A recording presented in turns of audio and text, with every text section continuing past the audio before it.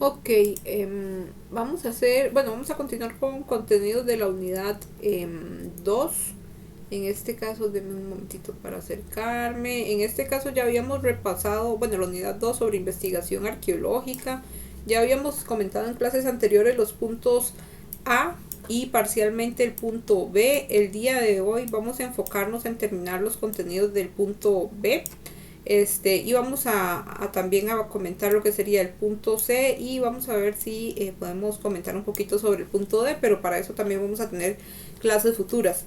Entonces, respecto al punto A, nada más para ir refrescando cosas, porque como tuvimos la clase de práctica las anteriores 2 semanas, entonces me imagino que pueden andar un poco perdidos respecto a la temática. Entonces, respecto al punto A, preguntas, antecedentes, escenarios hipotéticos y contrastación, recuerden que habíamos visto cómo es que se desarrolla una investigación en arqueología y en muchas otras áreas de la ciencia. Entonces recuerden que habíamos visto qué es digamos, es una investigación, qué se entiende por una investigación, cuál es la diferencia entre un diseño de investigación y una investigación, cuáles son las diferentes etapas de una investigación y también, muy importante, por qué es que desarrollamos una investigación o un diseño de investigación también, cuál es el objetivo o el motivo detrás de hacer un diseño de investigación a nivel arqueológico. Recuerden que habíamos ejemplificado las etapas de una investigación, habíamos hecho una analogía muy básica respecto a cómo se investiga en diferentes términos, digamos, cómo es que, digamos, estas etapas de investigación las aplicamos en casos a veces hasta tan cotidianos como el ejemplo que habíamos realizado del celular, y cómo este mismo proceder lógico es el que debemos aplicar para desarrollar una investigación, que ciertamente, digamos, en términos arqueológicos, que es el área del curso, pues esta lógica va a cambiar en el sentido de que se va a volver un poco más compleja porque respondemos a preguntas más difíciles de desarrollar. Y para eso ya hemos visto, por lo menos creo habíamos visto un caso de estudios, habíamos visto 2 casos de estudios a cargo de, acabo de olvidar cuáles fueron los 2 casos de estudio que vimos, déjenme y ya les recuerdo. Ok, habíamos visto 2 casos de estudio por parte del mismo autor, bueno, el mismo autor principal en uno y en otros un grupo de investigadores. Recuerden que habíamos visto el caso de Montalvo, para ejemplificar lo que serían los temas de prospección y cómo es que se desarrolla una investigación arqueológica en estas etapas que hemos comentado a nivel de lo que sería la técnica de prospección, y otro, digamos, en el caso de Montalvo y compañía, cómo se desarrolla también una investigación en términos de esta otra técnica llamada excavación. Entonces, de hecho, estas 2 lecturas no solo fueron casos de estudio para ejemplificar todo este proceder, cómo es que se aplican estas etapas de investigación, sino que también nos introdujeron a lo que sería el punto B, que habíamos dejado parcialmente abordado, respecto a técnicas, tipos de evidencia y la relación entre pregunta-método. Entonces, a partir de lo que serían los casos de estudio de Montalvo y compañía, estuvimos viendo una de las principales técnicas arqueológicas, que sería la prospección, y cómo es que se desarrolló esa investigación en sus diferentes etapas. Recuerden que también habíamos estado viendo esto, analizándolo desde el enfoque metodológico que nos plantea la lectura de Manzanilla y Barba, en donde vamos a partir de un enfoque desde lo más general, desde lo más amplio, que en este caso, digamos, la lupa sería como lo menos, aquí está como al revés en realidad, sería desde lo menos amplio o desde lo menos específico hasta lo más específico, o lo más puntual, podríamos decirlo. Entonces partimos, omitamos mejor estas lupas, ahora que lo pienso creo que pueden confundir un poco. Entonces partimos desde una escala, desde estas son las lupas que yo creo que nos sirven más. Recuerden que en arqueología partimos siempre de una escala de lo más amplio, de lo macro, hacia lo micro, es decir, desde lo que va a tener mayor detalle, más detalle, versus lo que tiene menos detalle. Y esa misma lógica aplica en arqueología para estudiar tanto objetos como para estudiar también, ¿cómo decirlo?, en ejes espaciales. Como lo pudimos estar viendo en la propuesta de Manzanilla y Barba, que estuvimos hablando sobre prospección y sus diferentes y los diferentes tipos de prospección a lo interno, que lo que nos van a ayudar es de manera tentativa a predecir qué es lo que puede haber en los sitios arqueológicos y predecir qué es lo que puede haber bajo la superficie terrestre. Recuerden que la prospección se va a enfocar en entender la evidencia arqueológica sobre la superficie, de manera que es, por eso decimos que es una especie de predicción, en el sentido de que no tenemos buena evidencia sólida respecto a qué puede haber debajo de la superficie, pero solo es hasta que llegamos a la etapa de excavación que realmente vamos a saber qué es lo que hay debajo de la superficie. De manera que si nos ponemos a comparar estas dos técnicas que habíamos visto primero, prospección, y la que nos queda pendiente de hablar, que eso es lo que vamos a hacer el día de hoy, excavación, vamos a ver que la prospección es una técnica nuevamente de carácter superficial. En términos de escala espacial, refiere a una escala bastante amplia que, dependiendo del tipo de prospección, pues se puede ir delimitando a escalas todavía más reducidas a nivel espacial. Recuerden que teníamos, aquí voy a aumentar, recuerden que teníamos la prospección a nivel fotográfico, que nos va a brindar un entendimiento muy general del área en el que estamos estudiando, y como dice acá, pues es a nivel de fotografías aéreas del área de estudio que tenemos. Mucho de esto también pueden verlo reflejado con la lectura del día de hoy, que es la lectura de, déjenme y me muevo para que puedan ver cuáles eran las lecturas. La lectura de Cabrero, que habla sobre patrones de asentamiento y reconstrucción hipotética de la casa habitación en la cultura Bolaños. Esto es un caso interesante de visualizar también en esta perspectiva que nos plantean Manzanilla y Barba, a nivel de cómo es que se plantea una investigación desde una escala muy amplia hasta una escala más específica o más particular. Ok, y aquí nos devolvemos a la presentación. Creo que se perdió, denme un momento. Ok, ahí está.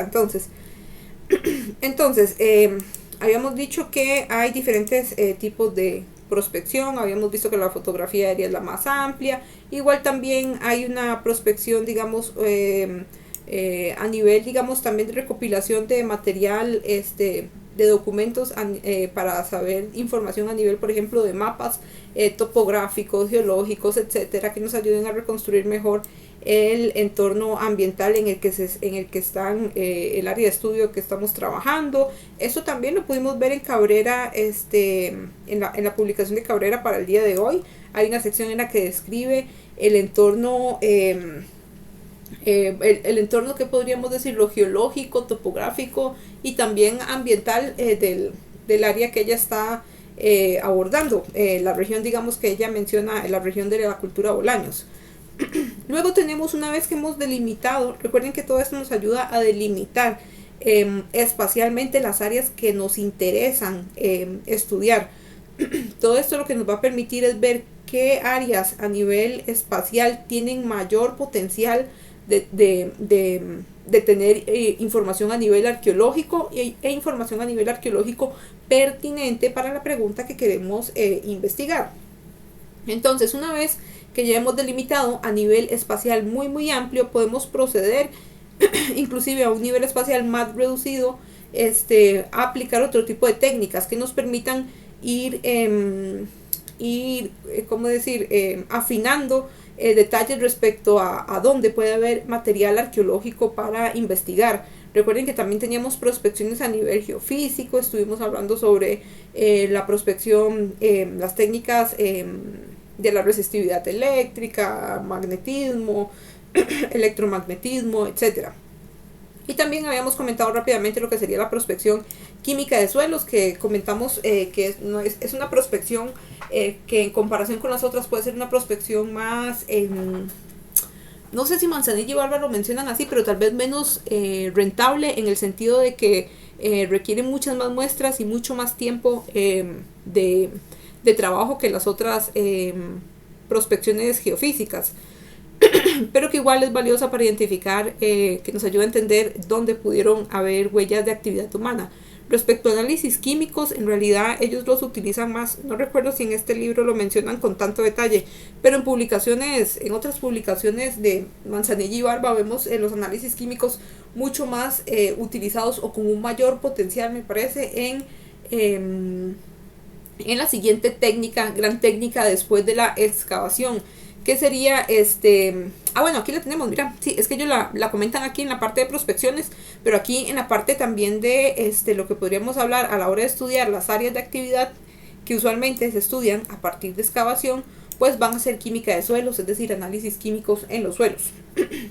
Entonces, recuerden que esto nos ayuda a predecir dónde es que está la mayor cantidad de material que nos interesa, de material arqueológico que nos interesa investigar. Una vez que espacialmente ya hemos ubicado un área de interés, entonces procedemos a la excavación. ¿Qué sería? Aquí podemos ver que usualmente pues la excavación se aplica para, ellos lo hacen una analogía respecto a una cirugía, porque lo que va a hacer es seccionar el suelo y ver qué hay debajo de la superficie. Si bien hemos hablado de que la prospección es una herramienta valiosa porque nos permite ir delimitando dónde está la información arqueológica a nivel espacial, desde una escala muy amplia hasta una más reducida, la mayoría de los materiales arqueológicos usualmente se encuentra bajo superficie. Si bien vamos a encontrar materiales sobre superficie, la mayoría de los materiales bajo superficie, la mayoría de los materiales arqueológicos posiblemente esté bajo superficie, y también va a ser los materiales que usualmente, no siempre, son los materiales que usualmente presentan menos alteraciones en sus contextos, porque mucha de la actividad humana moderna, que es sobre la superficie, va a alterar el contexto arqueológico. Y respecto al contexto arqueológico también ya vamos a hablar un poquito. Entonces aquí dice que la excavación, déjenme y saco un marcador. Ok, aquí dice que la excavación arqueológica puede ser comparada con una cirugía, como habíamos hablado, y lo que pretende hacer es una detección. Recuerden que también hace analogías respecto al trabajo de las personas que se dedican a ser detectives. Entonces esa detección refiere a esa lectura que lecturas no es la palabra que yo quisiera usar mejor, refiere a esa interpretación que vamos a hacer de los contextos arqueológicos, detectar dónde está el material arqueológico, en qué relación espacial y en qué relación temporal. Y aquí dice que por contexto, que es otro término relevante para entender a nivel arqueológico cuando se realiza una excavación, es importante ver que ellos definen contexto como el conjunto de vestigios, con relaciones intrínsecas entre ellos, que están depositados en una matriz de suelo que representa un acto finito y discreto. El hecho de que ciertos factores estén asociados entre sí permite que el arqueólogo, en tanto que detective, identifique actividades y funciones. Aquí lo importante, y ustedes lo pudieron leer el día de hoy en el capítulo 4, creo que fue de Manzanilla y Barba, el capítulo que se titula Integración de datos, creo que se llama. Ahí ustedes pudieron ver que Manzanilla y Barba son enfáticos en la importancia del contexto arqueológico, y que todo objeto arqueológico sea registrado en su contexto, porque una vez que es removido de su contexto pierde su información respecto a cómo es que se relaciona con otros objetos que permiten entender la función no solo de ese objeto, sino de otros objetos que están interactuando con él, y también permite pues tener un entendimiento de la función de las actividades que se estaban desarrollando en ese espacio geográfico específico que estamos investigando, y también en ese espacio a nivel temporal que estamos investigando. Entonces el contexto refiere en pocas y llanas palabras a déjenme ver, yo creo que por aquí tenía una imagen que ya habíamos usado para otra, aquí está, que habíamos usado para otras clases. El contexto arqueológico refiere a, déjenme aquí sacar el lápiz, refiere pues a esta esta ubicación en términos espaciales y temporales en donde los materiales arqueológicos van a estar interactuando unos con otros, y que la información que uno me dé va a depender mucho de su asociación y vinculación espacial y temporal con el resto de los materiales. Por ejemplo, habíamos utilizado el caso de las botellas. Por aquí tenemos la imagen. Ok, aquí está. Habíamos utilizado el caso de las botellas para ejemplificar qué es un contexto, qué es lo que entendemos por contexto arqueológico. Y también de paso habíamos aprovechado para diferenciar entre dos conceptos también importantes, que serían función y uso. Entonces, ¿por qué el énfasis en entender los objetos en su contexto arqueológico? Porque así podemos delimitar mejor no solo la función del área que estamos trabajando. Aquí se me perdió el lápiz. Podemos delimitar mejor la función del área que estamos trabajando, y también podemos delimitar mucho mejor la función del objeto o los objetos y sus posibles usos. Recuerden que la función refiere podríamos decirlo, al fin inicial con el que fue fabricado un objeto. Por ejemplo, una botella es fabricada para contener líquidos. Ese es su propósito inicial. Sin embargo, eso no quiere decir que sea el único uso que se le dé a esa botella. Una botella puede servir para almacenar líquidos, pero dependiendo de la vida útil de esa botella podría tener infinidad de usos. Es decir, habíamos ejemplificado que, por ejemplo, en un área de jardín a veces podríamos ver botellas que sirven como macetas, o inclusive, por ejemplo, aquí habíamos puesto que si las botellas las encontrábamos en este tipo de estructuras fabricadas como tipo basureros, podríamos estar hablando de manualidades, y aquí no necesariamente van a estar conteniendo líquidos, o también esas botellas pudieron haber sido modificadas y ser utilizadas ahora como envases para almacenar otro tipo de objetos, no necesariamente líquidos. Entonces, recuerden que función refiere como a la idea principal con la que fue creado ese objeto, y los usos refiere a la forma en la que se utilizó ese objeto, que no necesariamente es la función. Es decir, que no necesariamente es la idea principal bajo la cual fue creada. Entonces, noten aquí que para yo poder entender la función de esta botella, yo recurrí al espacio en donde estaba ubicada. No es lo mismo leer la información o entender la información de esta botella en esta área que en esta área de cocina. O no es lo mismo entender la información de estas botellas en el área de patio que en el área de habitación. Por eso lo importante, y nuevamente enfatizo mucho, lo importante de hacer esas relaciones a nivel espacial principalmente, y también a nivel temporal, porque esto el objeto, su función y su uso pueden cambiar también a nivel temporal. Y para estudiar contextos y por lo tanto estudiar también áreas de actividad, que es lo que también vamos a estar viendo más adelante, requerimos de esta herramienta esta técnica llamada la excavación, que es pues la técnica, otra de las grandes técnicas clásicas de la arqueología, que lo que nos va a permitir es ver qué hay debajo de la superficie y poder entender de mejor manera el contexto arqueológico, idealmente con la menor cantidad de modificaciones humanas o modificaciones naturales de por medio. Ok, respecto a la excavación, bueno, aquí tal vez también, yo creo que habíamos hablado respecto a este video, déjenme ver si puedo, que este es un video que les había, vamos a ver si lo podemos ver, no sé si me va a llevar a YouTube, no recuerdo. Ok, podemos verlo aquí en grande, vamos a ver si lo... Hunting dogs, nicknamed Norman by the Ok, diggers. bueno, perdón, porque ahí creo que casi quedó sorda. Yo quiero hacerlo como más... Ok. Bueno, creo que ahí se puede ver relativamente bien el video sin necesidad de ir a YouTube. Ok, este es el nombre del video por si quieren buscarlo. Pero aquí lo importante, digamos, es un video larguillo, como una hora más o menos. Pero lo importante es que ustedes pueden ir viendo de primera mano todas estas distintas etapas que Manzanilla y Barba van mencionando.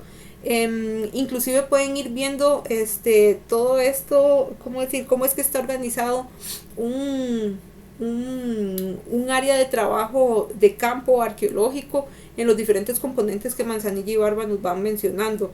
Entonces por aquí, por ejemplo, podemos ejemplificar, podemos mencionar lo que sería la prospección. Noten que aquí parten, vamos a ir adelantando el video, noten que aquí van partiendo de un entendimiento amplio del área de estudio, recurren a mapas. Creo que por aquí había una figura de alguien, ok, por aquí podemos ver una persona que está leyendo mapas, que está buscando fotografías aéreas para entender el área en la que está estudiando y delimitar mejor las zonas que pueden tener materiales arqueológicos. Aquí van a hacer trabajo directamente al área que les interesa o que ellos consideran y ellas consideran tienen mayor evidencia arqueológica. Noten aquí, esto es una especie de prospección. Vamos a devolvernos, o esto es visualmente, podríamos decir, es una de las mejores maneras que el video presenta para representar prospección. Son a veces recorridos, bueno, hay diferentes tipos de prospección, como dijimos. Hay un tipo de prospección que no mencionamos, es una de las más clásicas, que es la prospección pedestre, como esta que están viendo, que es literalmente ir recorriendo el terreno para ver la distribución de los materiales arqueológicos. Noten acá, aquí podemos ver un poco también de prospección a nivel geofísico, para ver, para predecir el comportamiento, podríamos decir, de los materiales arqueológicos debajo de la superficie terrestre. Y si por aquí seguimos adelantando, pues vamos a ver un poquito más de esta noción, digamos, de empezar una investigación desde la escala más amplia a nivel espacial, y luego cómo van delimitándola también a áreas con potencial áreas con potencial para ¿cómo se llama? De recuperar material arqueológico. Noten aquí esta sección, Making a Survey, están hablando de la prospección arqueológica. Nuevamente vemos imágenes de mapas, etcétera. Vemos aquí trabajo en campo, estudiando la zona, haciendo trabajo de campo para estudiar la zona que quieren trabajar, y ver nuevamente, medir el potencial de esta zona para recuperar para registrar contextos arqueológicos, porque ese también es uno de los principales fines, pues, de la arqueología: recuperar contextos arqueológicos para poder entender las actividades humanas del pasado. Ok, por aquí vemos un poquito más. Aquí nos habla sobre trabajo de campo. Sobre esto serían caminatas, que sería esto, ¿cómo decirles? Esta prospección pedestre, como les estaba comentando. Aquí vemos a esta persona caminando. Usualmente, como decir, una de las formas tal vez más clásicas, podríamos decir, es tener una línea de personas distanciadas una de otra en, yo que sé, 10 metros, 20 metros, dependiendo de la investigación, cómo se diseñe. Va a haber una fila de personas caminando el terreno en transectos norte, sur, este, oeste. Todo depende de cómo se diseñe la investigación. Pero lo que hacen es un recorrido a pie del terreno, y lo que van a ir viendo es dónde hay material arqueológico, cómo es que se distribuye el material arqueológico en ese terreno. Noten aquí que esto posiblemente fue parte del material que recuperaron durante la prospección, y están lavándolo porque está con tierra usualmente, y así lo van a poder registrar mejor. Nuevamente, aquí aparece, ok, tengo que darle play para que vean. Aquí aparece mejor ejemplificado esta técnica clásica que les mencionaba. Noten que estas personas van caminando en línea recta, en grupo, distanciados, yo que sé, 10 metros, 20 metros uno del otro. Y vemos que, aquí quiero devolverme para que vean, no sé si, para que vean qué es lo que llevan. Noten aquí que esas personas llevan formularios para llenar información, y noten que llevan bolsitas para ir inclusive recuperando el material arqueológico que están viendo en la superficie, porque nuevamente lo que quieren ver es la distribución de ese material arqueológico en la superficie. Ok, esto buscando debajo de la superficie, lo que nos va a llevar a la técnica, bueno, posiblemente aquí van a estar utilizando, ok, sí, aquí están utilizando otras técnicas de prospección que son de carácter geofísico.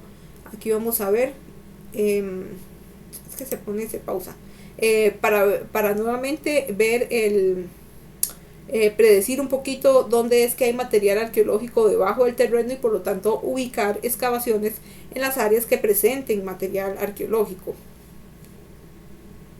Ok, y vamos a ir todavía más rápido.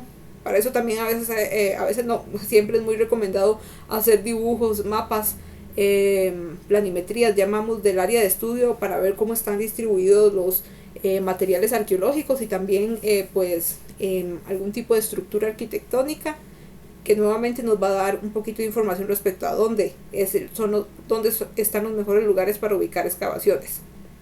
Aquí lo importante ir viendo es que noten que toda esta estrategia que empieza desde lo más amplio hasta lo más específico no es una cuestión antojadiza, no es una cuestión ahí medio azarosa, porque lo que lleva es una lógica, digamos, vinculada, como habíamos hablado, una serie de etapas que son consecutivas, interdependientes. Para saber dónde excavar no es algo antojadizo, como decir, bueno, aquí como que me dio buenas vibras y voy a ir a hacer, voy a ir a abrir un agujero para ver qué saco de la tierra. Hay toda una lógica y una planeación previa a la excavación. Esta planeación usualmente se realiza, como vimos, en la etapa de prospección y es la que nos ayuda a entender dónde es que está el material arqueológico. Y aquí, bueno, vamos a entrar más directamente con lo que sería excavación. Aquí estamos viendo cómo es que se desarrolla esta etapa, pero para esta parte del video creo que nos vamos a centrar mucho porque son los temas que vamos a ver el día de hoy y hay otros videos que podríamos utilizar. Ok, entonces ahora sí, lo que sería el tema de hoy, entonces, continuando con esta etapa, con esta propuesta de técnicas clásicas en arqueología, pues ya vimos, comentamos, refrescamos lo que sería la prospección. Ahora, posterior a la prospección, es decir, cuando ya sabemos dónde hay buenos lugares para recuperar contextos, para registrar contextos arqueológicos, entonces procedemos a excavar. Es decir, en la excavación lo que vamos a hacer es comprobar nuestras predicciones. Aquí déjenme sacar el lápiz. Ok, recuerden que en la prospección teníamos meras, podríamos decir, predicciones. En la excavación lo que vamos a hacer es confirmar esas predicciones. Dice que la cirugía del sitio, Manzanilla y Barba nos dicen que la cirugía del sitio arqueológico requiere de rigurosos procesos de limpieza, delimitación, ubicación, registro y descripción. Así, las diversas pistas de las actividades del pasado son integradas en un gigantesco rompecabezas de interpretación sincrónica, es decir, en un mismo momento de una época, o diacrónica, es decir, en diferentes épocas, para poder ver los cambios del comportamiento. Ok, entonces veamos un poquito cómo es que ellos plantean la propuesta de cómo desarrollar una excavación. Manzanilla y Barba nos hablan sobre cómo organizar el trabajo de campo cuando se está desarrollando una excavación. Ellos nos dicen que hay ciertos elementos que debemos considerar tener en nuestras excavaciones. Número uno es un banco de nivel o un datum. Siempre es un poco difícil explicar qué es un banco de nivel. Creo que en el video anterior había un ejemplo de banco de nivel. Déjenme ver, porque visualmente creo que es más claro que explicarlo. Usualmente el banco de nivel lo que va a hacer es permitirnos tener un punto en donde vamos a poder partir para hacer las mediciones espaciales del área de estudio. Usualmente el banco de nivel se localiza en un lugar que sea, déjenme ver si puedo aquí hacer el video más grande, en las zonas más altas del sitio y en las zonas más planas del sitio. Entonces déjenme ver si por aquí puedo ver si tienen un banco de nivel. Yo creo que en este video había, pero son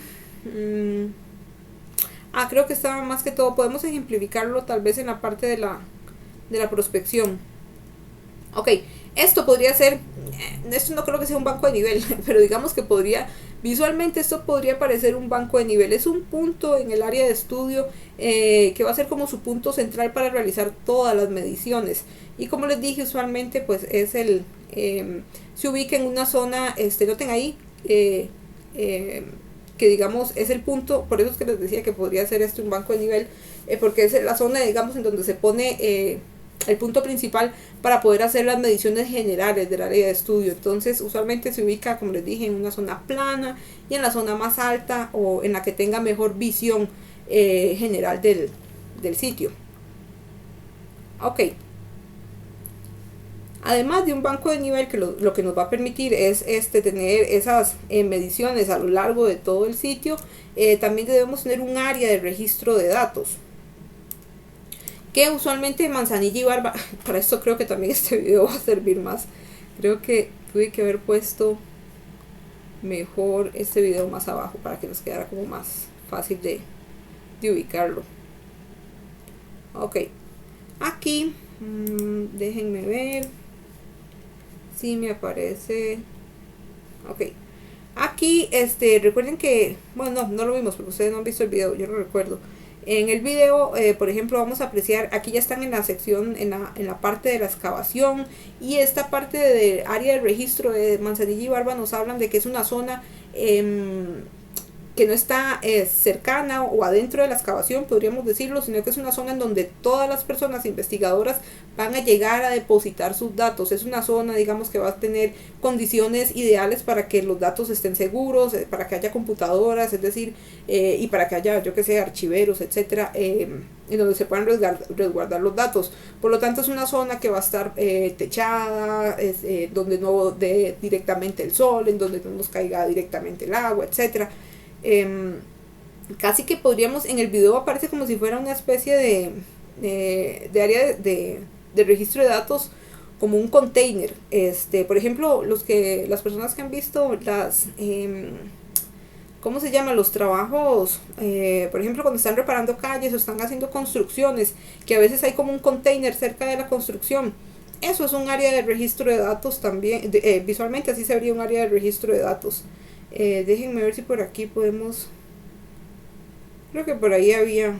Bueno, visualmente, digamos, creo que ya tienen la idea, pero es un área es una zona en el área de estudio en donde ustedes van a tener como, qué decir, como se me acaba de olvidar la palabra, como ¿cómo decirlo? Como su baticueva, donde van a dejar todos sus datos, digamos, y donde van a estar la mayor cantidad como el centro, digamos, de manejo, el centro de operaciones, esa era la palabra que quería, como el centro de operaciones de el proyecto de investigación. Por ejemplo, por ahí podríamos decir que esta estructura que veíamos por ahí puede ser el área de manejo de datos. Bueno, creo que no encontré la imagen, pero bueno, pero espero que ahí se hagan una mejor idea respecto a eso. Ok, luego también tenemos, para eso sí yo creo que ya vamos a poder utilizar este video de acá. Luego también nos hablan sobre áreas de cernido.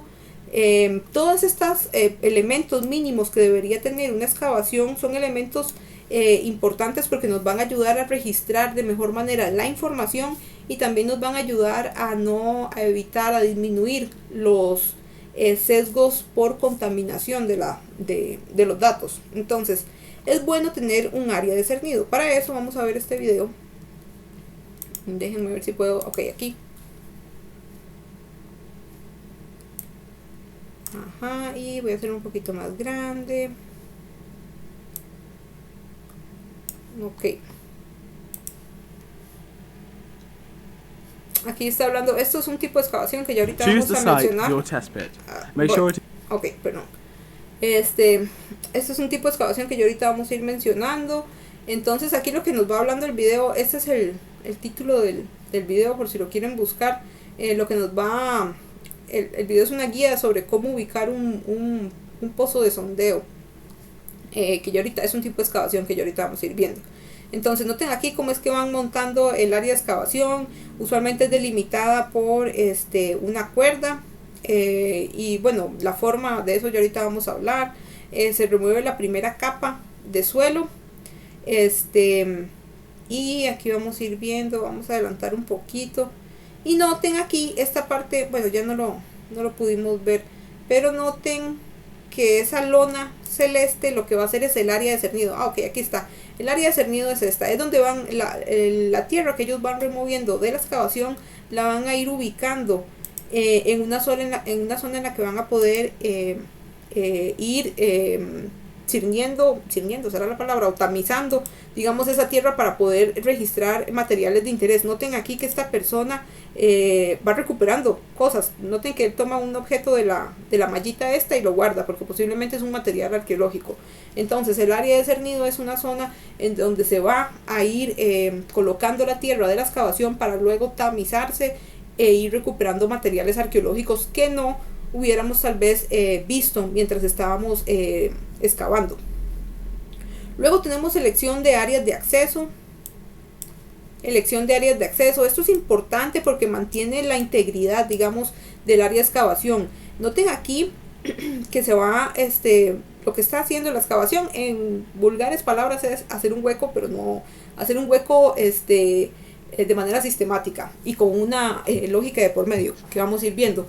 Pero a la medida que vamos haciendo este hueco, si ustedes alguna vez han hecho algún hueco para, no sé, sembrar algo o no sé, para cualquier cuestión, cuando uno va caminando a los alrededores del hueco, si uno está muy cerca de los bordes, se pueden ir desprendiendo las paredes de ese hueco. Entonces, por eso es importante tener áreas de acceso, es decir, áreas que nos permitan transitar en los alrededores de la excavación sin necesidad de acercarnos muchísimo a el área en la que estamos trabajando, y por lo tanto evitar, por ejemplo, que se caigan las paredes o que contaminantes de fuera de la excavación ingresen adentro de la excavación y por lo tanto nos hagan caer en sesgos de interpretación, es decir, errores de interpretación. Entonces, una elección de zonas de acceso: cuando ustedes planifican sus excavaciones, deben planificar que hayan áreas en las que puedan transitar de manera segura alrededor de la excavación. Y luego tenemos lo que sería la selección del tipo de excavación, que aquí, como pudimos estar viendo en la excavación, esto es un tipo de excavación que se llama pozo de sondeos. En general, las excavaciones, vamos a ver en términos muy generales, vamos a pausar aquí el video, en términos muy generales, que hay distintos tipos de excavación. Como les mencionaba, a grandes rasgos podemos clasificarlo en dos tipos, lo que serían excavaciones verticales y excavaciones horizontales. Importante, y como está acá, a diferencia de la prospección, y como ustedes pudieron leer en Manzanilla y Barba, la excavación es destructiva. Y si bien hemos sido insistentes en repetir de que todo proyecto de investigación arqueológico que se desarrolle debe ser meticuloso en el registro de los datos, durante la excavación debe ser extra riguroso, meticuloso, necio, por decirlo así, en el registro de los datos, porque es destructivo. Una vez que excavamos, destruimos cada una de las capas de la tierra y no hay forma de regresar y recuperar la información. Cuando excavamos, tenemos que asegurarnos de recuperar la mayor cantidad de información posible a nivel del contexto arqueológico, es decir, en su relación espacial y temporal, porque si no lo hicimos, perdimos toda la información, porque ya destruimos esa vinculación espacial y temporal de la evidencia. Entonces, aquí es importante entender que la excavación siempre es destructiva y que por lo tanto hay que tomar consideraciones, ser más meticulosos a la hora del registro. Ok, dicho eso, podríamos hablar, como les dije, de dos tipos de excavación. Vertical, que usualmente lo que van a enfatizar es en registrar la evidencia a nivel temporal. Las excavaciones verticales son profundas, son hondas, y usualmente van a caracterizarse por ser excavaciones profundas, pero de dimensiones reducidas. Por ejemplo, en términos costarricenses, usualmente, y en términos costarricenses que no hay consenso totalmente general, pero al menos así lo aprendí yo, los pozos de sondeo pueden ser de 50 por 50 centímetros y pueden ser ya sea de forma rectangular o de forma circular. Una vez más, este es el consenso que vamos a usar para el curso, pero no quiere decir que todo el mundo lo entienda así. También otro tipo de excavación vertical son las calas, las famosas calas estratigráficas.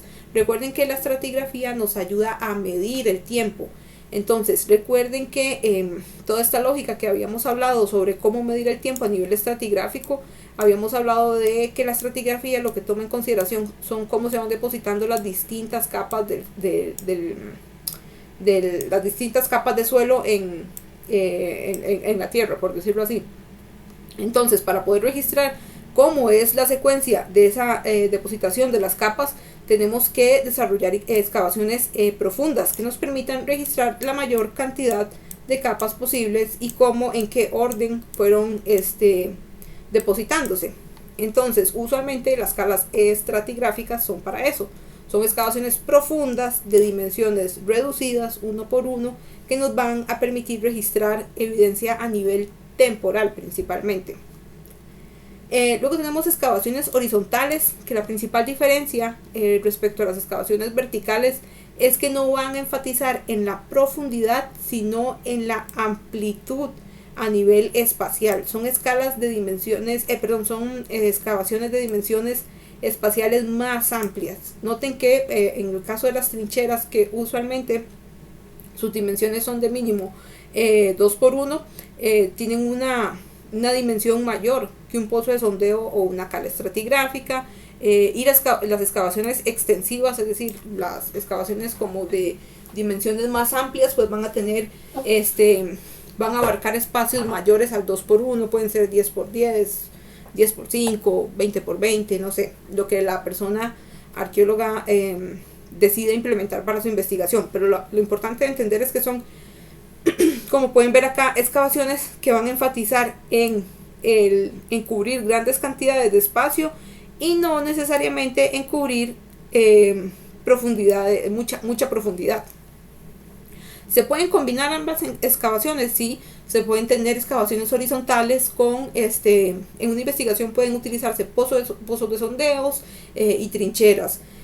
Pueden utilizarse excavaciones intensivas en donde haya un sector en el que se profundice mediante una escala estratigráfica. No, este tipo de excavaciones no son exclusivas, es que se llama. No son excluyentes, es la palabra. Este tipo de excavaciones no son excluyentes y por lo tanto pueden combinarse o incorporarse. Y por último tenemos también, esto no es una excavación, pero es una técnica de registro de la información que siempre se utiliza en las excavaciones, y es la planimetría. Que la planimetría lo que va a hacer es registrar de manera gráfica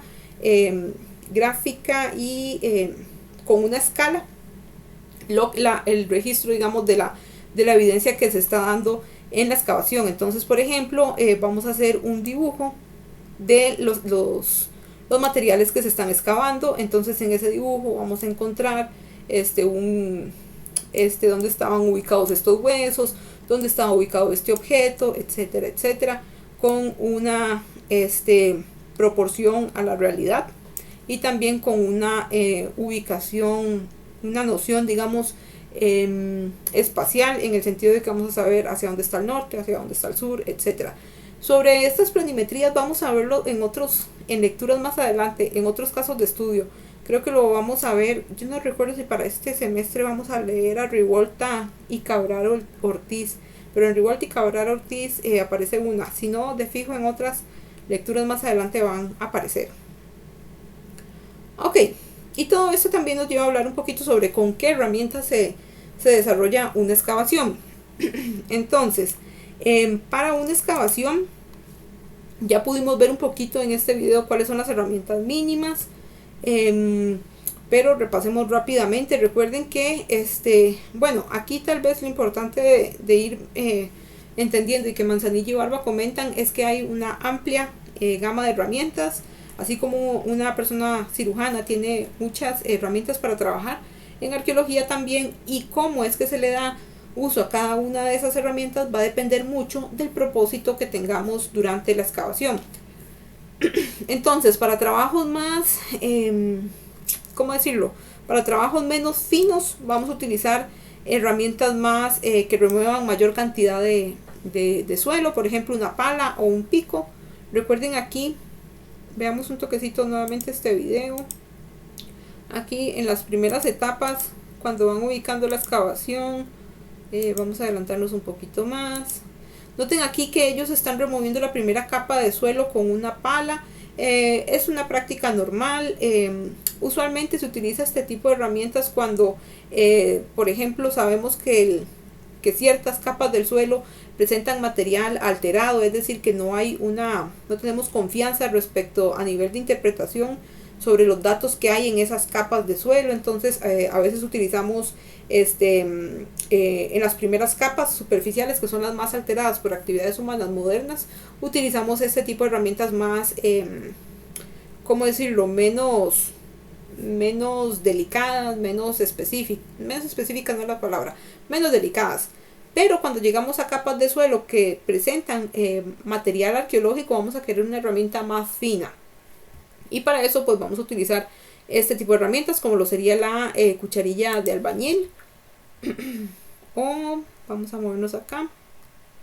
O este otro tipo de herramientas, por ejemplo, para trabajos más finos, más delicados, en donde no queremos destruir el material arqueológico, vamos a utilizar herramientas, estas cucharillas de albañil, o vamos a requerir de brochitas, o vamos a requerir, por ejemplo, de material odontológico también. Otro de los equipos que siempre se utilizan en una excavación, recuerden cómo habían montado la unidad de excavación con cuerdas para delimitar el espacio, el área en donde se va a trabajar. Vamos a ver si por aquí podemos ver. Noten aquí están las cuerdas, y lo que hacen es delimitar espacialmente el área que se excava del área que no se excava. Recuerden también que queremos medir el espacio, porque recuerden que nos interesa las relaciones espaciales y temporales. Entonces queremos medir el espacio a nivel queremos medir el área que vamos a trabajar a nivel de su espacio, es decir, la cantidad de espacio que abarca, un metro por 2 metros, y también queremos medir el espacio a nivel de profundidad para conocer para entender la estratigrafía y por lo tanto inferir temporalidad. Y también otra cosa que se utiliza comúnmente son los niveles de cuerda, que lo que nos van a permitir es ayudar a hacer mejores mediciones a nivel de la profundidad de las capas, y que usualmente pues se utilizan en estas. Aquí está el ras del suelo, pero a veces estas cuerdas están por encima del suelo, y lo que nos ayudan es también a mantener nivelados ¿cómo decirlo?, las excavaciones, por ejemplo, en áreas de pendiente, etcétera. O sea, es una herramienta. Para eso van a tener el curso de métodos y técnicas, y para eso también van a tener la práctica. Entonces no vamos a especificar mucho, pero es una de las herramientas que usualmente se utilizan en una excavación.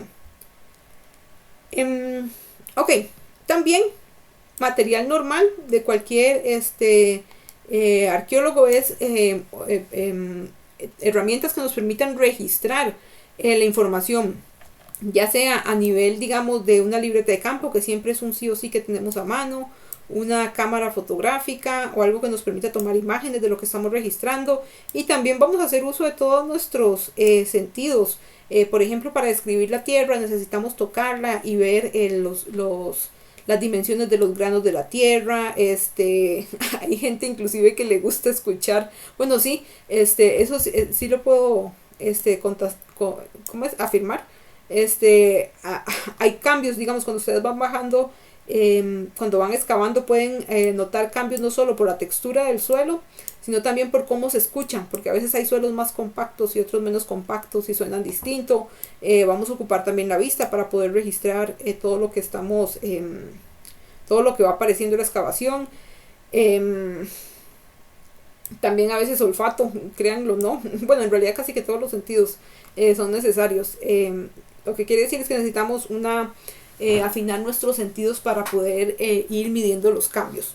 Y eso lo va desarrollando solo la práctica y la experiencia. Ok, y también queremos herramientas para poder registrar la información a nivel espacial, por ejemplo un GPS para ubicar, para registrar la ubicación de las áreas que estamos trabajando, una estación total que también nos ayuda a poder registrar a nivel espacial la distribución de todos los materiales o rasgos, más que todo de todos los rasgos arquitectónicos de un área de estudio. Aquí podemos ver, esto es un ejemplo de... Y esto es una noticia nacional, aquí está el enlace por si quieren revisarlo. Podemos ver un ejemplo de excavación extensiva. Noten que dependiendo de la estrategia pueden utilizar estas cuerdas. Manzanilla y barba tienen un nombre para eso, pero ahorita no recuerdo cuál era. Pero pueden utilizar un cuadriculado al interno de la excavación y eso les va a permitir tener un mayor control de la información más detallado. Entonces también para eso se utilizan las cuerdas muchas veces en las excavaciones. Noten aquí que podemos ver el área de cernido. Por aquí está la tierra. Noten que tenemos aquí áreas de tránsito alrededor de la excavación. Noten aquí que esta persona está excavando con su cucharilla y también una palita para ir recogiendo la tierra. Posiblemente aquí debería haber un balde para ir recuperando toda esa tierra y luego transportarla al área de cernido, etcétera, etcétera. Ok, entonces a grandes rasgos eso ha sido lo que implica hacer una excavación. Les recomiendo, yo creo que yo dejé este material en mediación virtual para que lo revisen. Aquí pueden ir viendo una reconstrucción del trabajo que hacen las personas en arqueología en una excavación. Entonces denme un momentito acá. Noten acá que lo importante de ir viendo es que vamos a ser meticulosos a la hora de registrar los datos. Y noten que vamos a ir registrando los datos capa a capa de suelo. Y que en cada capa pueden ir cambiando la evidencia. Entonces aquí vamos a ir moviéndonos un poquito más rápido. Noten aquí cómo van haciendo estos pequeños recuadros para ir trabajando noten aquí trabajando la información de manera más detallada. Noten aquí que cuando encuentran información arqueológica quieren herramientas más finas para evitar destruir la información. Noten que van a usar herramientas para medir a cada rato cuál es la relación espacial de este objeto con este objeto, etcétera. Van a estar tomando notas de la información que van encontrando. Noten que nuevamente lo que van a hacer es registrar la evidencia a nivel espacial y temporal. ¿Cómo es que interactúan cada uno de estos objetos entre sí? Eso es el contexto arqueológico y eso es lo que nos permite interpretar áreas de actividad. ¿Qué estaban haciendo en ese espacio en particular, en esa época en particular? Noten aquí que cada objeto que van registrando lo van también embolsando y etiquetando adecuadamente para no perder la información. Noten aquí nuevamente, como les mencionaba, que se utilizan todos los sentidos. Aquí esta persona estaba tocando la tierra porque nos gusta saber qué tipo de tierra es, porque puede cambiar a nivel de una capa a otra y así vamos diferenciando las capas de suelo de la secuencia estratigráfica. Noten que a medida que se va bajando los objetos cambian, porque cuando vamos bajando a distintas profundidades vamos encontrando diferentes eventos temporales y recuerden que esos eventos temporales van a ser distintos uno de otro. Entonces noten que dependiendo de la profundidad a la que estemos vamos a encontrar diferentes materiales que nos van a hablar sobre diferentes actividades humanas a lo largo del tiempo. Ok, bueno, y ahí pueden seguir viendo el video después. Ok, entonces déjenme ver por dónde vamos. Ok, entonces aquí por ejemplo trivia. Si ustedes quisieran hacer quisieran recuperar a nivel información a nivel estratigráfico, ¿cuál es el tipo de excavación que utilizarían? ¿Una excavación vertical o una excavación horizontal? Y por el contrario, si ustedes quisieran hacer una interpretación a nivel de la asociación de los datos, ¿qué utilizarían? excavación vertical o una excavación horizontal. Recuerden que la estratigrafía refiere a la forma en la que se van depositando las capas de los suelos. Ok, y también eso no lo habíamos comentado, pero todo esto de la excavación, como habíamos mencionado, lo que nos permite es registrar contextos arqueológicos en los dos ejes de interés de la arqueología. Recuerden que los dos ejes de interés de la arqueología son el espacio y el tiempo. Queremos registrar la información a nivel temporal y queremos registrar la información a nivel espacial. Por eso, otra de las grandes tareas cuando se está realizando una excavación es no solo registrar la información a nivel espacial, sino también la información temporal. Y para eso, recurrimos a distintas herramientas. En el caso de clases anteriores ya estuvimos hablando sobre la estratigrafía. Aquí Manzanilla y Barba nos vuelven a comentar un poquito sobre esta noción de la ley de la superposición de las capas y cómo eso es lo que nos permite a veces hacer inferencias a nivel temporal. Sin embargo, tenemos también otra gama de técnicas que son mucho más precisas que la estratigrafía. En el caso de la datación, de las técnicas de datación en arqueología, tenemos dos tipos, lo que sería datación relativa y datación absoluta. La datación relativa es una datación menos precisa, la datación absoluta es una datación más precisa. Y aquí tenemos todas las técnicas que Manzanilla y Barba nos comentan. Usualmente la técnica más utilizada son las dataciones radiocarbónicas, pero hay otra serie de técnicas que no voy a profundizar, ustedes ya las leyeron. Unas tendrán más o menos potencial en contextos nacionales y unas no tendrán potencial porque geográficamente no se pueden realizar, como lo son el caso de las barbas, que son en zonas árticas será la palabra, bueno, en zonas muy frías. Aquí no vamos a tener de eso, entonces no podemos utilizar este tipo de datación. La dendrocronología ofrece una datación muy limitada en contextos tropicales. Usualmente es una técnica mucho más utilizada en contextos templados, porque el crecimiento de los anillos de los árboles es más regular en contextos templados, en donde hay estaciones claramente marcadas, a diferencia de los contextos tropicales en donde no hay estaciones claramente marcadas. Y luego de eso tenemos otra serie de técnicas que usualmente estas de uranio y potasio se utilizan para objetos, para registrar eventos muy antiguos, como eventos, por ejemplo, ¿cómo decirlo? De los primeros homínidos o primeros homínidos, esa es la palabra. Ok, bueno, y ahí está el resto de técnicas que pueden repasar en Manzanilla y Barba. Ok, otro también aspecto interesante de discutir respecto a una excavación es que recuerden que cuando vamos excavando vamos removiendo capa por capa de la tierra para ir registrando los materiales en su vinculación, repito, y no me voy a cansar, en su vinculación espacial y en su vinculación temporal. ¿Cómo es que vamos removiendo esos estratos? Pues también aquí hay un debate que no va a depender mucho del tema que estemos investigando y el área en la que estemos trabajando. Y también mucho depende de los gustos que tenga la persona arqueóloga para trabajar. Que por ejemplo tenemos aquí que si en una excavación se pueden ir removiendo los estratos de manera natural o en niveles arbitrarios. Los estratos naturales refiere a los estratos, a las capas naturales del suelo, es decir, las capas geológicas, podríamos decirlo, bajo las cuales se formaron los suelos.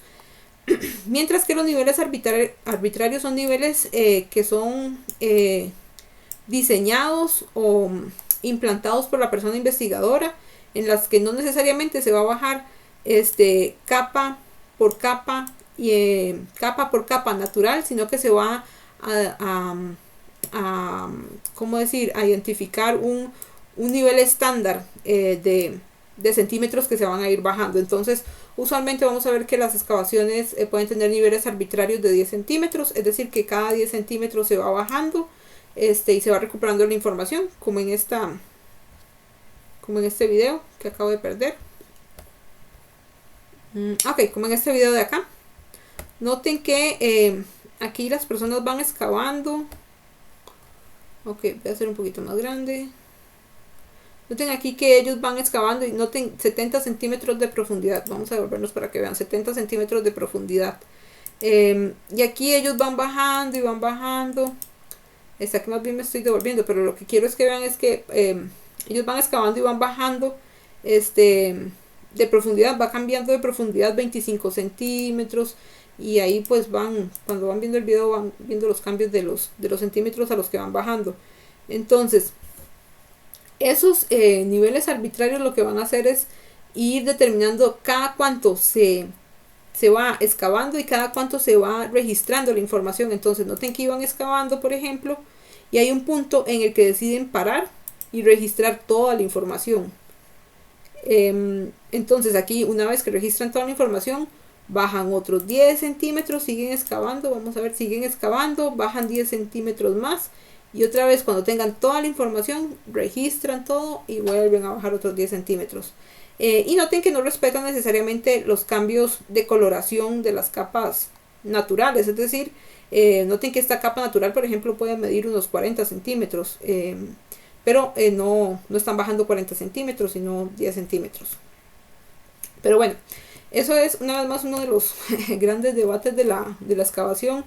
Que cada cuánto se baja, y como les digo, para eso tendrán chance ya de pelearse en otros cursos, y mucho depende del tipo de investigación que se desarrolle.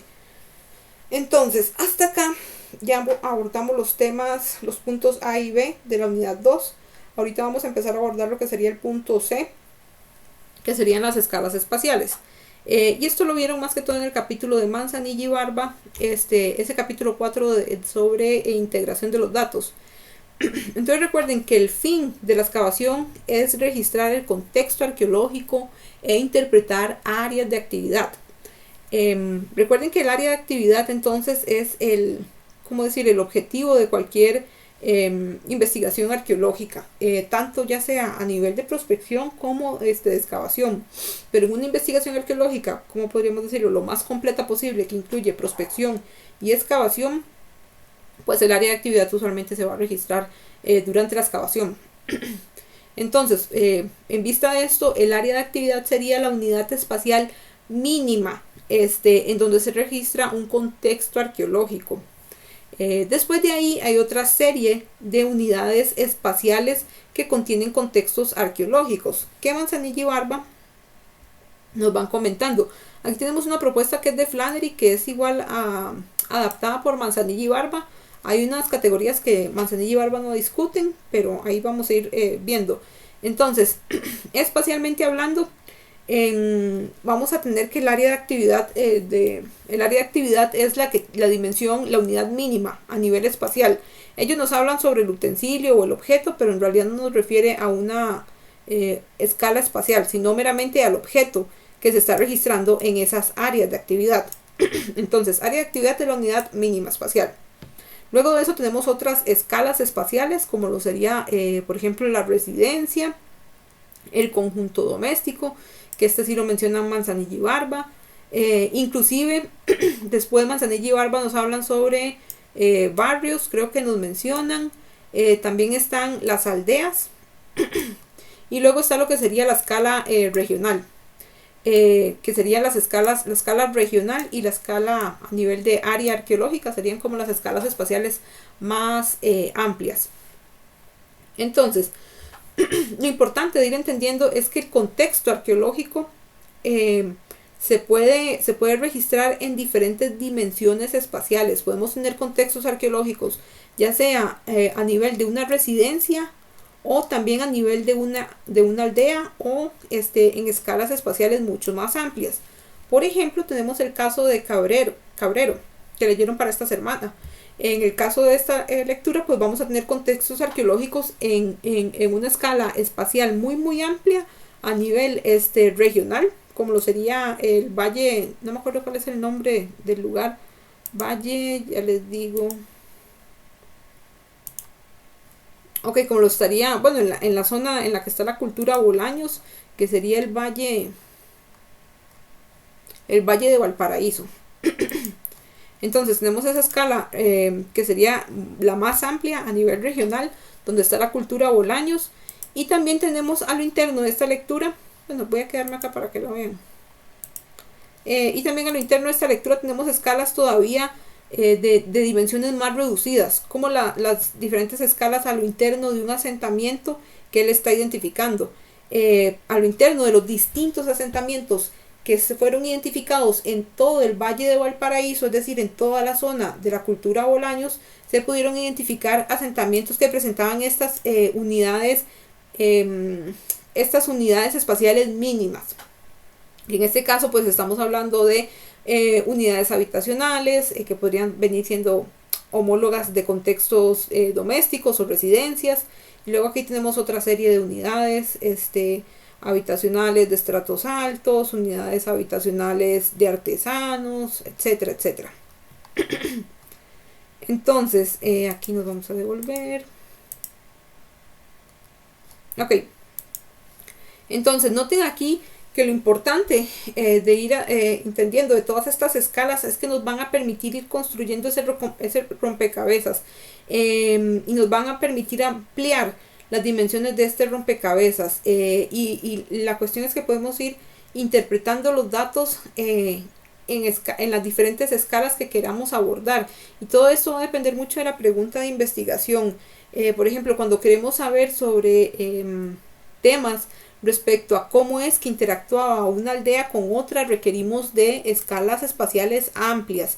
Sin embargo, si lo que queremos saber es sobre, yo qué sé, cómo cocinaba la gente, podemos requerir escalas espaciales tal vez más pequeñas de conjunto doméstico. Mucho la selección de la escala espacial va a depender mucho de la pregunta que se tenga y también inclusive hasta de los presupuestos que se tengan para investigar. Ciertamente, investigaciones que requieran escalas espaciales más amplias van a ser investigaciones más costosas, mientras que las que requieren a escalas espaciales más reducidas van a ser menos costosas. Ok, aquí podemos ver un poquito de la planimetría que les estaba comentando, que es la forma en la que visualmente, gráficamente registramos lo que hay en las excavaciones. Por ejemplo, noten aquí esta excavación. Y lo que se hizo fue registrar el acomodo espacial y temporal de los datos. Entonces aquí por ejemplo vemos una alineación de rocas. Por aquí vemos esta mancha que refería, digamos, no me acuerdo, creo que era un área de quemado. Creo que esta lectura no la vamos a leer. No me acuerdo si esta era la de Cabral Ortiz. Bueno, no recuerdo, pero creo que esta no la vamos a hacer. Pero lo importante de entender es que aquí la gracia de la planimetría es registrar cómo es que se vinculan los diferentes datos que se van excavando y cómo se vinculan nuevamente espacial y temporalmente. Es decir, es hacer un croquis en escala proporcional a la realidad respecto a lo que estamos excavando. Y aquí, por ejemplo, ustedes también pudieron ver en Manzanilla y Barba algunas de las fichas que se pueden utilizar para registrar los datos durante excavaciones. Nuevamente lo que intentamos es saber qué es el material que se está recuperando y también registrar ese material que se recupera en su relación espacial y temporal. Esta ficha no es igual, pero se parece un poquito a la ficha que ustedes utilizaron para, por ejemplo, el ejercicio de espacio-tiempo de las 2 semanas anteriores. Ok, y nuevamente aquí el fin de de ir entendiendo todo este proceder metodológico sobre cómo desarrolla una investigación la arqueología es entender que lo que buscamos, estas son las etapas, la secuencia lógica que utilizamos para desarrollar interpretaciones, es decir, para entender qué hacía la gente en el pasado, cómo vivía la gente en el pasado, etcétera. Y eso es lo que ustedes van a hacer para su ejercicio de práctica de interpretación. Entonces, en la práctica de interpretación lo que vamos a hacer es sino ir desarrollando sus capacidades, como diría Manzanilla y Barba, detectivescas, que Manzanilla y Barba nos comenta. Estas capacidades está fundamentada en sus cualidades de integración e interpretación. Algo así, ellos hacen una analogía con la labor que haría Sherlock Holmes. También vemos que el énfasis en arqueología, nuevamente ya lo habíamos discutido, pero enfatizamos otra vez, el énfasis, si bien con lo que estamos trabajando son objetos arqueológicos, el énfasis no es el objeto arqueológico. Lo que queremos es entender el objeto en su contexto. Una vez que el objeto es desvinculado de su contexto arqueológico, y si no fue recuperado o registrado con toda la información contextual, es un objeto desvalidado, nos dicen ellos. Porque perdió toda su información a nivel de la función de ese objeto, la función del área en la que estaba depositado ese objeto, etcétera, etcétera. Ok, muy bien, y yo creo que hasta aquí prácticamente que fue el gran recorrido de los temas del día de hoy. Nos quedó, como les había comentado, nos quedó pendiente lo del tema de las interpretaciones en arqueología, pero para eso vamos a tener otras clases, entonces no hay problema, lo veremos más adelante.